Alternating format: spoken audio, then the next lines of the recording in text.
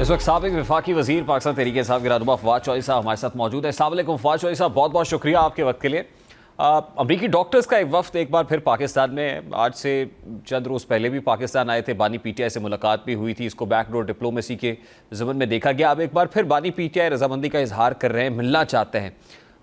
बात पहले इस्टेब्लिशमेंट से फ्लेक्सिबिलिटी दिखाई दी गई कि बात होगी, इस्टेब्लिशमेंट ने इनकार कर दिया, हुकूमत से बातचीत की कोशिश हुई, ब्रेक थ्रू नहीं हो सका, तो बात अब अमरीकी डॉक्टर्स पे आ गई फवाद साहब। पहली बात तो ये कि मुझे लग रहा है कि डॉक्टर्स का वफद वगैरह तो कोई नहीं है। दो लोग हैं जरूर जो पहले भी मिलते खान साहब से दोबारा मिलने की कोशिश कर रहे हैं। कोई हतमी बात जो है वो नहीं हुई और मुझे लगता नहीं कि मुलाकात होगी।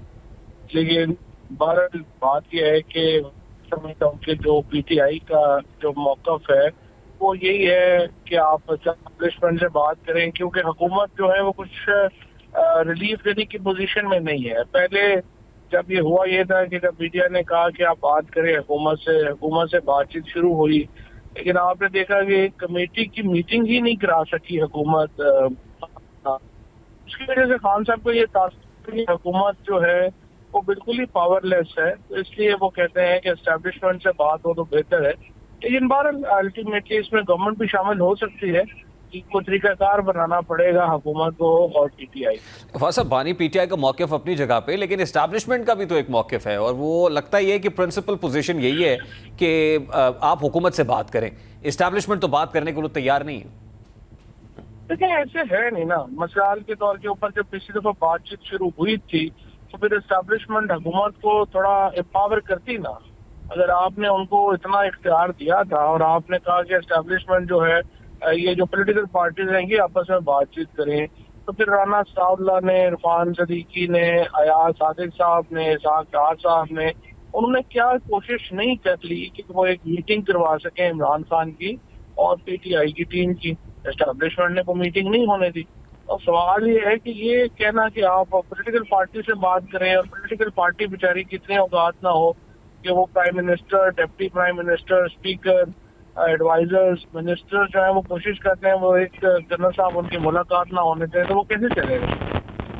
लेकिन सर, फ्रैंकली स्पीकिंग, अब तो हुकूमत भी कंफर्टेबल पोजीशन में नज़र आती है और इस्टेब्लिशमेंट भी खासी कंफर्टेबल पोजीशन में नज़र आती है कंपैरेटिवली। आज से अगर आप 4-5-6 महीने पहले की बात करें तो मामलात मुख्तलिफ थे। अब आपको नहीं लगता ग्राउंड रियलिटीज़ तब्दील हुई हैं? ग्राउंड रियलिटी तो वही है। इमरान खान जो है वो सबसे पॉपुलर लीडर है। पाकिस्तान की सियासत में खला भी मौजूद है। सिर्फ एक इवेंट हुआ है जिसके नतीजे में ये तासुर जो है वो आपको लग रहा है। एक और इवेंट होगा वो तासुर वापस आ जाएगा। तो ये तो मुस्तकिल मुल्क इस तरह तो नहीं चलते। आपको अगर मुल्क जो है वो प्रॉपर चलाने हैं तो आपको सिस्टम्स बनाने पड़ते हैं। सिस्टम तो पाकिस्तान में है नहीं। हम तो रोज बरोज एक डार्क अफ्रीका का मुल्क बनते जा रहे हैं जिसमें ना आइन रह गया है, ना कानून रह गया है, जुडिशरी जो है वो मुकम्मल खत्म हो गई है। तो ये इस तरह से मुल्क तो फिर स्टेट्स जो है वो बड़े चैलेंजेस में चले जाते हैं। जैसे हमारे सामने अफगानिस्तान में हुआ है या अफ्रीका में बेशुमार मुल्क इस तरह के फेज से गुजरे हैं। ऐसा मुल्क तो ज़ाहिर नहीं हम चाहते ना।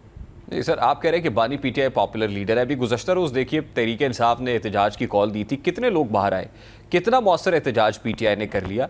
खुद पीटीआई के अपने अंदर जो डिफरेंस ऑफ ओपिनियन इतना ज़्यादा है कि मीडिया पे आके स्टेटमेंट्स ही फ़र्क होते हैं, मुख्तलिफ होते हैं। एक कहता है इस्टेब्लिशमेंट से बात करेंगे, दूसरा कहता नहीं मफामत नहीं, तीसरा कहता नहीं मजामत से बात निकलेगी। तो पीटीआई के पास ऑप्शन है क्या sir at this point in time? PTI की पॉलिटिक्स में तो मसाइल है, इसमें तो कोई शुबा नहीं, आप ठीक कह रहे हैं। लेकिन एहतजाज की बात जहाँ तक है वो देखिए ना, वो मिलिटेंट पार्टी तो नहीं है ना कि बंदूकें लेके निकल आएगी और जो आगे पुलिस है या अथॉरिटीज हैं वो उनको गोलियां मारें, तो वो फिर एहतजाज उस तरह तो नहीं कर सकते। जाहिर है उन्हें स्पेस मिलेगी तो वो पॉलिटिक्स कर सकेंगे, नहीं मिलेगी तो नहीं कर सकेंगे।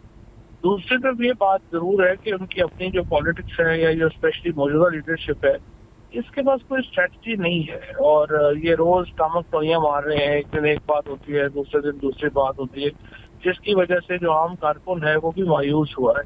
और इमरान खान को मौजूदा लीडरशिप के ऊपर फैसला लेना पड़ेगा। मेरी तो जब मुलाकात हुई थी कल में कहा था कि इनको अगर आपने मजीद आजमाना है आप मजीद आजमाने। कभी एक और तहरीक का उन्होंने कहा है ये चला दें, देखें इनसे, लेकिन मेरी अपनी राय में इन दिलों में कोई तेल नहीं। تو سر پھر معاملہ اگر تحریک نہیں چلا سکتے اور کیپیبلٹی نہیں، ان تلوں میں تیل نہیں ہے، تو کوئی ظاہر مومنٹم تو نہیں بن سکتا، تو پھر پی ٹی آئی کے پاس آپشن کیا بچتا ہے؟ کیا مزاحمت اختیار کرنی چاہیے یا راستہ مفاہمت سے نکلے گا؟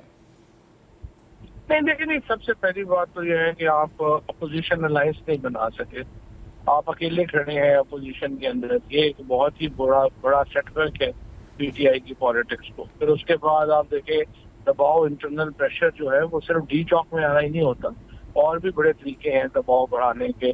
کے پی میں آپ کی گورنمنٹ ہے، آپ کے پاس کوئی انوویشن نہیں ہے، دباؤ نہیں بڑھا سکے۔ پھر ایکسٹرنل جو آپ کی لابی تھی اس کو آپ جو ہے وہ نہیں اس طرح سے یوز کر سکے۔ سو پی ٹی آئی کی جو باہر بیٹھے ہوئے لیڈرشپ تو اس نے تو کچھ بھی نہیں کیا۔ تو میرے خیال میں سب سے پہلے تو پی ٹی آئی کو ایک پوزیشن الائنس بنا کے اس کے اوپر ٹھیک۔ زور دینے کی ضرورت ہے، تاکہ وہ آگے مذاکرات کی طرف بھی بڑھ سکے اور مزاحمت کی طرف